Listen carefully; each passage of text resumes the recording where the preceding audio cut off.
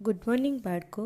આજે આપણે ધોરણ 6 વિષય હિન્દીમાં કાવ્ય 5 છે એના વ્યાકરણનો અભ્યાસ કરશું અને પાઠ 6 છે ડર કી દવા એ પાઠના વ્યાકરણનો અભ્યાસ કરીશું. તો ચાલો સૌથી પહેલાં આપણે કાવ્ય 5 ચિડિયા ઓર ચુરંગન એના ભાષા જ્ઞાનનો અભ્યાસ કરીએ. આપણને ખબર છે બાળકો કે આ કાવ્યની અંદર એક ચકલી હોય છે, એ પોતાના બાળક મતલબ બચ્ચાને ઉડતા કેવી રીતે શીખવે છે. બાળક છે એ નાની નાની વાતમાં કહે છે કે મને ઉડતા આવડી ગયું, ત્યારે એની માં કહે છે કે ના, હજી તો તને ખાલી ભ્રમ જ થયો છે. આવી રીતે આ કાવ્ય છે એ ખૂબ જ સરસ છે. ઘરે કાવ્ય છે એ પાકું સમજજો અને પાકું કરજો. અત્યારે આપણે વ્યાકરણ છે એનો અભ્યાસ કરીએ. સૌથી પહેલાં આપણે આ કાવ્યની અંદર પર્યાયવાચી શબ્દ, તદ્ભવ અને તત્સમ શબ્દ અને અનેકાર્થક શબ્દ છે એ શીખીશું. તો ચાલો પર્યાયવાચી શબ્દ જોઈએ. પર્યાયવાચી શબ્દ એટલે બાળકો કે કોઈ એક શબ્દ હોય અને બીજો શબ્દનો અર્થ અને આ શબ્દનો અર્થ, બે શબ્દોના અર્થ એક સરખા થતા હોય તો આપણે એને સમાનાર્થી શબ્દ કે પર્યાયવાચી શબ્દ કહીએ છીએ. જેમ કે અહીંયા તમે જોઈ શકો છો, પેડ શબ્દ આપ્યો છે તો એનો અર્થ તરુ પણ થાય, વિટપ પણ થાય અને વૃક્ષ પણ થાય. તો આ ત્રણેય શબ્દો પેડના પર્યાયવાચી શબ્દો છે. વિહગ તો પંછી, પક્ષી અને ખગ. માં તો માતા, જનની અને અંબા.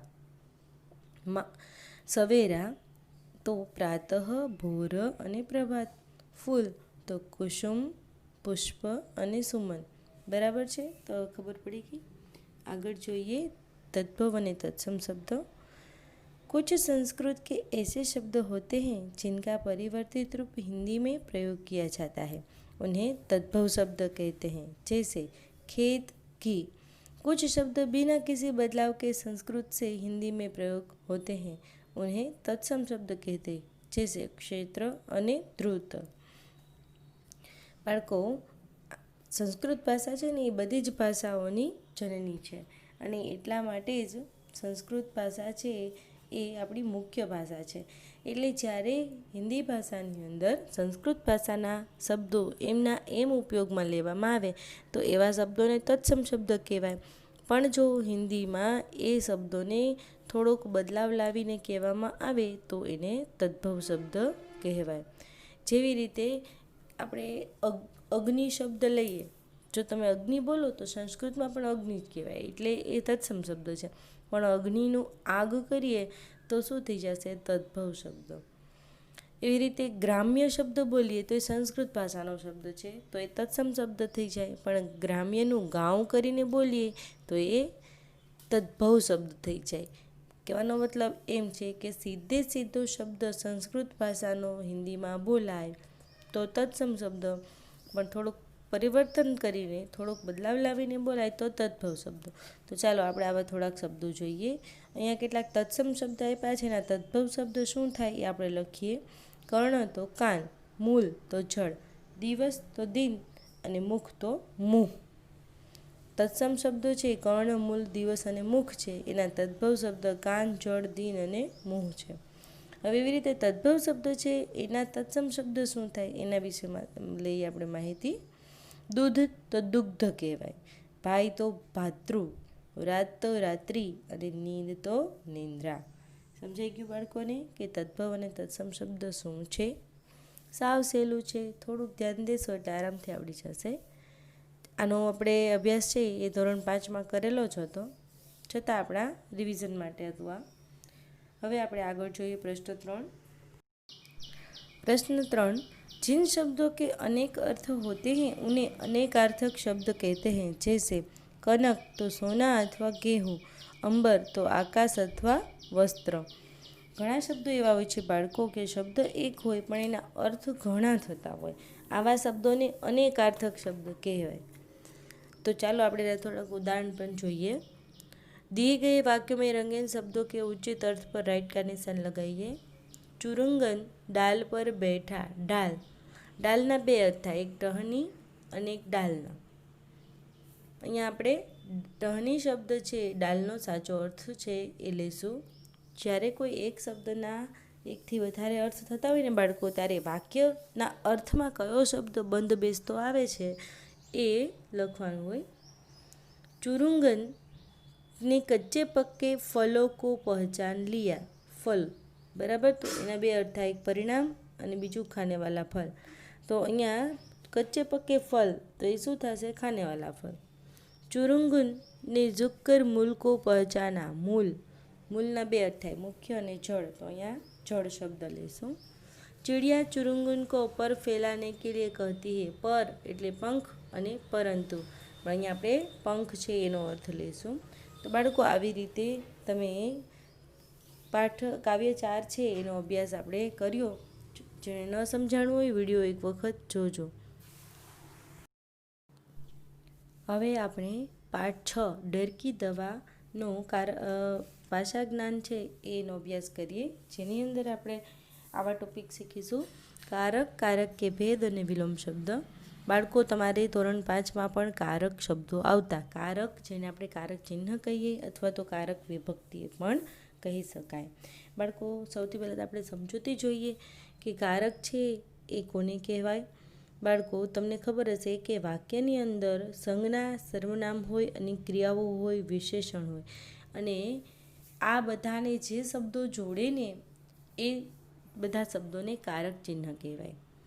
જેમ કે ને, કો, મે, પર, આ બધા છે એના જેવા કારક ચિહ્ન છે। આનો પ્રયોગ શું થાય કે ક્રિયાની સાથે શબ્દોનો સંબંધ જોડવો। વાક્યની અંદર ક્રિયા સાથે જે અન્ય કંઈ શબ્દો આવેલા હોય એનો સંબંધ જોડવો। સાવ સહેલું છે કે જ્યારે કોઈ વાક્યની અંદર કો, કા, કી, કે, સે, મે, પર, કે લીએ આવા શબ્દો આવેલા હોય ને બધાને કારક ચિહ્ન કહેવાય। આ કારક ચિહ્નનું કામ હજી એક વખત કહી દઉં શું છે, તો કે વાક્યની અંદર સંજ્ઞા, સર્વનામ, વિશેષણ આ બધા જ અલગ અલગ શબ્દની ક્રિયા સાથે જોડે। જેમ કે આપણે એક ઉદાહરણ જોઈએ કે રામ સીતા કે લીએ હિરણ કો માર કર લાય। તો સીતા કે લીએ, આ કે લીએ છે એ હિરણ સાથે જોડાય છે, બરાબર છે। તો એ કે લીએ હિરણ કો, હિરણને માર્યું, તો આ કો શબ્દ છે એ પણ કારક ચિહ્ન છે, કે લીએ છે એ પણ કારક ચિહ્ન છે। અહીંયા આપણે થોડોક એક ફકરો આપેલો છે એ જોઈએ અને એમાં કારક શબ્દો પર રાઉન્ડ કરશું। डर को दूर करने का एक ही उपाय है आत्मिक शक्ति को बढ़ाना। तो અહીંયા પેલું વાક્ય છે એમાં કુ, કા અને કો આ કારક ચિહ્ન છે। आत्मा की शक्ति घी, दूध, मांस, मछली खाने या दंड बैठक करने से नहीं बढ़ती। तो અહીંયા બીજા વાક્યમાં કી અને શે એ કારક ચિહ્ન છે। नहीं वह तो बंदूक रखने से बढ़ती। પાછું બે વખત જે સે આપ્યું છે એ પણ કારક છે। वह तो केवल ऊंचे गुण और विचार रखने से ही विकसित होती है। यहाँ से आत्मा का एक ऊंचा गुण है साहस, जिसे आम बोलचाल में हम हिम्मत या बहादुरी भी कह सकते हैं। का અને મે આ બંને છે કારક ચિહ્ન છે। ચાલો હવે આગળ પ્રશ્ન 2માં આ જ કારક ચિહ્નના થોડાક પ્રકાર જોઈએ આપણે। અહીં પ્રશ્ન 2ની અંદર કારક કે 8 ભેદ બતાઈ ગए हैं। કારક ચિહ્ન આપણે જે કારક વિભક્તિઓ જોઈએ એના 8 પ્રકાર હોય છે। કર્તા, કર્મ, કરણ, સંપ્રદાન, અપાદાન, સંબંધ, અધિકરણ અને સંબોધન। આ 8 પ્રકાર છે એ ક્યારે આવે અને એના માટેના વિભક્તિ શબ્દ કયા કયા છે એ અહીં આપેલા છે। જ્યારે કર્તા કારક હોય ને બાળકો ત્યારે ને આવે, કર્મ કારક હોય ત્યારે કો આવે, કરણ કારક છે એમાં સે અને કે દ્વારા આવે, સંપ્રદાન કે લીએ અને કો, અપાદાન સે અલગ હોને પર, સંબંધ કા, કી, કે અને અધિકરણમાં મે અને પર અને સંબોધનમાં હે અને અરે। હવે હું તમને સમજાવું કે વાક્યની અંદર જ્યારે કર્તાને લગતી કંઈ વાત આવતી હોય, કર્તા એટલે જે કંઈ કાર્ય કરે છે તે, રામને, બરાબર, તો અહીંયા ને શબ્દ આવે। કર્મ એટલે કે જેના માટે એ કરે છે, હિરણ કો, એવી રીતે। કરણ એટલે સે કે દ્વારા, બરાબર, તો રામ છે એ કોઈ હિરણને મારે છે તો કે ધનુષ્ય સે, બરાબર, હિરણ કા શિકાર કિયા, તો ધનુષ્ય સે એ કરણ વિભક્તિ, સાધન એને કહેવાય કરણ વિભક્તિ। સંપ્રદાન સીતા કે લીએ, કોના માટે કરે છે? સીતા કે લીએ, તો અહીંયા આપણે સંપ્રદાન છે કે લીએ શબ્દ અહીંયા વાપરી શકીએ। અપાદાન સે અલગ હોને પર, અહીંયા જો કોઈ માટે કરવામાં આવે ને કે ધનુષ્ય સે એવી રીતે લીધું, બરાબર, કે રામને ધનુષ્ય સે હિરણ કો મારા, તો હથિયારથી એને કામ કર્યું. કોઈના વસ્તુ વડે કામ કરવામાં આવે તો કરણ આવે, પણ આપણે જ્યારે એક જગ્યાએથી બીજી જગ્યાએ જઈએ, મતલબ પેડ સે પત્તે ગીરે, તો એક જગ્યાએથી બીજી જગ્યાએ કંઈ પણ વસ્તુ છૂટી પડતી હોય ને તો ત્યારે સે શબ્દ આવે. એ થાય અપાદાન વિભક્તિ.